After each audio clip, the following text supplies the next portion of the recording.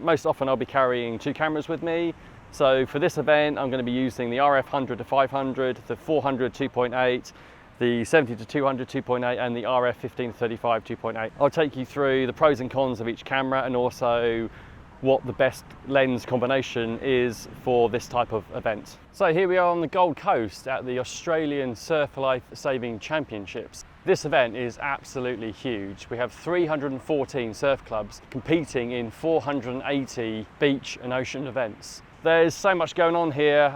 The events are kicking off, so best get into it. We need to talk about cameras and lenses for events like this and what the best type of lenses are, or the best combinations. Most often you'll see pro photographers walking around with two camera bodies and various different lenses. Usually a huge telephoto lens on a monopod and a smaller lens for close-up or wide shots. The reason for this is to have as much of the action covered as possible at the highest quality. To begin with, I was using the RF 100 to 500 telephoto zoom lens along with the RF 15 to 35 for wide or close-up shots. This combination was working really well. The 100 to 500 lens is really outstanding, but at f7.1 at the 500mm end can be limiting in lower light conditions. Thankfully, this event was outside during the day, so no need to worry about light. As you can see here, I'm shooting in FV mode at 1/4000th of a second. The aperture and ISO values are set to automatic, so when I start to zoom out, the aperture will stay at its widest possible f-stop for that focal length. The ISO will then adjust accordingly for the correct exposure. I'm also pushing the exposure compensation up in order to gain brighter images without clipping the highlights. But pushing the exposure compensation will increase the ISO values, which is worth noting when working at higher shutter speeds, as you'll need as much light as possible. But here I'm comfortably working at a fast shutter with ISO values bouncing from around 250 to 3200. On the R3 camera, ISO noise levels are really well controlled, and I'm not concerned at all with the overall image quality from this camera. My other camera is the R5 with the RF 15 to 35 f2.8 lens. This is a really fast and versatile lens. The image quality is great, and it's really light, tough, and amazingly well weather sealed. Great for outdoor work. The great thing about the 15mm focal range is I'm able to stand really close to my subject and still feel the frame. The colours look great, and with the optical image stabilisation, I'm actually able to work at very slow shutter speeds if I wanted to and still get sharp, detailed results. However, for this event I was shooting fast action, sports, so my shutter speeds were always reasonably fast.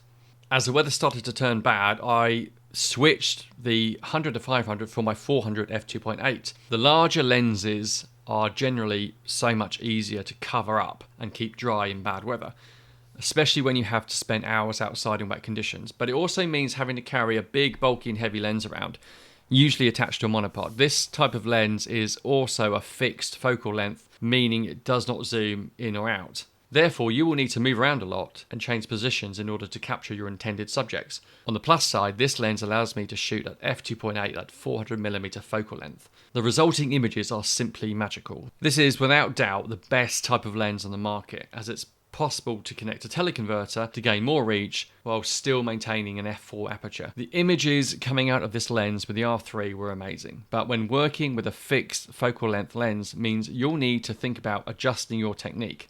I'm unable to zoom in or out, so you have to think about your positioning and anticipate the movement of your subjects. Like in this example, I'm simply waiting for my subject to fill the frame before activating the shutter. Sounds easy, but you need to be fast with the autofocus and shutter combination. This is where the autofocus on the R3 really helps. It's really fast, and if adjusted for the right subject, it can be very precise. I'm quite often managing to get shots that I would otherwise have missed if using single point focusing or the autofocusing on the older DSLR cameras.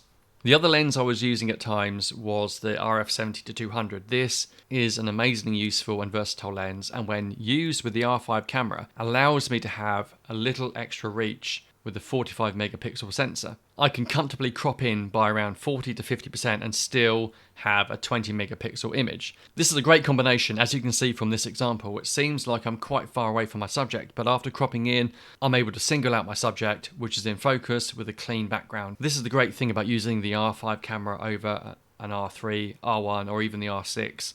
Those extra megapixels really helps when having to crop in during post-production. Usually I would use the R5 with the 400mm 2.8 lens because you're more likely to have to crop with a fixed focal length lens than you are with a zoom lens. The R5 with the 15-35 is also a great combination, allowing me to crop in beyond the 35mm focal range. It was a really amazing event to be covering, and I hope to be doing it again next year. So after 15,000 photos taken, I can finally sit back and relax. Thanks so much for watching. I hope this has been of some benefit. Please give it a like or a share, and of course subscribe for more videos.